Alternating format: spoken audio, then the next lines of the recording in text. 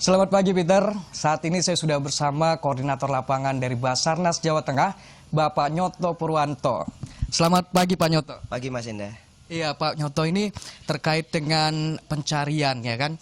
Sebenarnya sudah banyak sekali korban yang ditemukan. Sebenarnya apa sih Pak yang menyebabkan banyak sekali korban dalam bencana longsor ini Pak? Ya, terima kasih. Saya sebagai Koordinator Lapangan atau OSI di Desa Cao ini. Jadi banyaknya korban itu karena korban juga pemakai jalan raya yang paling banyak ini ya. Jadi kalau untuk korban yang di pemukiman kemarin kita sudah temukan semua karena sudah jelas posisi letaknya di mana kita sudah lakukan mapping dan sudah ditemukan. Nah ini yang paling banyak memang yang sedang kita cari adalah korban yang ada di jalan raya karena letaknya menyebar. Baik, lantas sampai saat ini data korban yang didapatkan dari Basarnas sendiri saat ini berapa Pak? Ya, dari data posko dan SAR gabungan yang kita dapatkan adalah 37 korban yang sudah teridentifikasi ya, sudah ditemukan, kemudian 4 yang masih kita cari di Cao dan 3 yang masih kita cari di Donorati. Ya, kemudian kemarin kita temukan 1 korban. Kalau memang dari hasil identifikasi ini adalah dari salah satu dari keempat korban yang kita temukan, kemungkinan korban akan berkurang. Jadi 4 target kita berkurang 1 karena menunggu hasil dari DVI. Baik, artinya ada sekitar 7 yang masih dicari korbannya Pak. Lantas sebenarnya dalam operasi evakuasi ini kendala apa sih yang dialami oleh tim dari Basarnas sendiri? Ya, yang pertama adalah memang kendalanya karena korban ini sebagai pemakai jalan raya sehingga korban letaknya tersebar. Jadi pembagian sektor pencarian kami bagi 2. Sektor 1 adalah korban yang berada di pemukiman sebelah kanan jalan raya. Sektor 2 adalah korban yang berada di sebelah kiri jalan raya atau tanah kosong sampai ke sungai. Jadi itu kami bagi secara sektor. Kemudian yang paling banyak pencariannya adalah sekarang kita fokuskan di sektor 2 yang di sisi jalan sebelah kiri. Kendalanya yaitu korban memang pengguna jalan raya tersebar. Kemudian yang kedua karena kepadatan tanah 2 hari kemarin cuaca cukup cerah dan panas sehingga membuat tanah lempung menjadi keras. Itu kendala juga. Kemudian yang ketiga debit air yang sudah tidak maksimal. Karena kita menggunakan pencarian dengan alat semprot atau alkon jet pump itu untuk mempermudah kita mengurai tanah. Jadi karena debit airnya yang sudah minim, jadi kita menggunakan tangki portable yang kita minta dari posko, dari bantuan BPBD, kemudian dari Kodim kita minta bantuan untuk memberikan dukungan air sebagai alat bantu untuk proses evakuasi. Baik, berarti memang medan saat ini memang cukup sulit ya Pak. Lantas hari ini sudah merupakan hari ke-6 proses evakuasi. Lantas sampai kapan nanti evakuasi ini akan dilakukan Pak? Oke, kami akan koordinasi lebih lanjut dengan Incident Commander. Nanti yang menutup adalah beliau. Jadi kami akan koordinasikan secara lanjut untuk penutupan atau proses penghentian operasi kepada Incident Commander, yaitu Komandan Kodim selaku Incident Commandernya. Baik. Dan kalau kita lihat ini sudah hari ke-6, seperti apa sih Pak proses ataupun bantuan dari komponen masyarakat untuk proses evakuasi ini?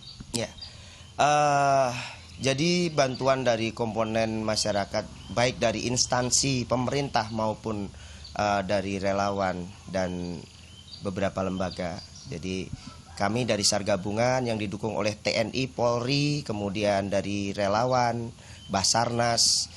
Ini kami bahu-membahu, jadi proses evakuasi ini sudah dari awal.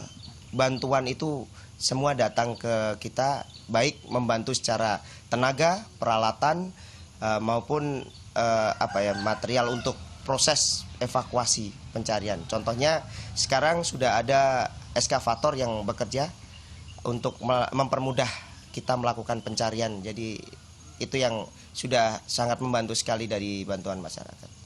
Baik Pak, saat ini kan memang kita berharap ada masyarakat yang bisa siap siaga. Lantas dari Basarnas sendiri apakah ada program yang dilakukan untuk melakukan pelatihan dengan masyarakat untuk siap siaga terhadap bencana Pak? Ya, terima kasih. Jadi untuk Basarnas mempunyai program pembinaan potensi SAR. Jadi khususnya memang bagi para relawan yang atau potensi SAR yang mengikuti proses evakuasi, mereka harus mengikuti standar operasional yang sudah ditetapkan. Contoh, karena sekarang yang kita masuki adalah hari ke-6, mayat ini sudah mulai membusuk, sehingga banyak sekali virus, bakteri yang bisa ditularkan kepada penolong. Ini sangat membahayakan. Jadi sebelum melakukan tindakan pertolongan atau evakuasi atau bahkan menyentuh mayat, jadi kami harap juga standar operasional yang sudah menjadi pedoman itu digunakan, yaitu harus menggunakan alat pelindung diri. Contohnya kalau sekarang sudah hari ke-6, jelas mayat sudah mengeluarkan bau busuk karena bakteri itu juga bisa, atau virus bisa dari udara. Kemudian minyak yang keluar dari lemak tubuh mayat sendiri itu juga bisa berpengaruh untuk kesehatan kita. Apalagi kalau sampai kita tidak sadar, kadang kita terluka sedikit saja itu bisa masuk ke jaringan pembuluh darah kita. Baik, Pak. Lantas dari bencana yang terjadi di sini, apa sih yang bisa dipetik oleh masyarakat Purworejo baik maupun masyarakat Indonesia secara keseluruhan, Pak? Oke, jadi khususnya berhubungan dengan tugas kami, ketika terjadi satu bencana atau suatu musibah yang membutuhkan proses evakuasi, saya berharap untuk masyarakat yang tidak berkepentingan jangan masuk di area proses pencarian atau evakuasi, karena ini akan berdampak potensial bahaya pada masyarakat sendiri. Karena daerah yang kita lakukan pencarian ini secara khusus adalah daerah yang sangat berbahaya untuk masyarakat. Intinya begitu. Jadi bagi masyarakat yang tidak berkepentingan jangan mendekat dari daerah bahaya ini. Contoh, ketika terjadi longsor seperti ini, jangan mendekat di titik-titik longsor, apalagi sampai mendekat ke daerah penemuan mayat. Yang terjadi adalah masyarakat sekarang kalau ada penemuan mayat, dia akan mengerumuni mayat tersebut. Padahal sudah 6 hari ini bau yang akan sangat mengganggu, itu juga sebagai pembawa virus, itu sangat membahayakan tubuh, dan juga kalau dia tidak menggunakan alat pelindung diri sampai menyentuh mayat itu sangat bahaya sekali. Begitu. Baik, berarti artinya memang masyarakat dihimbau untuk menjauhi lokasi-lokasi bencana ketika terjadi bencana itu, Pak ya. Betul. Baik, terima kasih Pak Nyoto. Ya Peter, demikian wawancara saya dengan Koordinator Lapangan Basarnas. Kembali ke studio, Peter.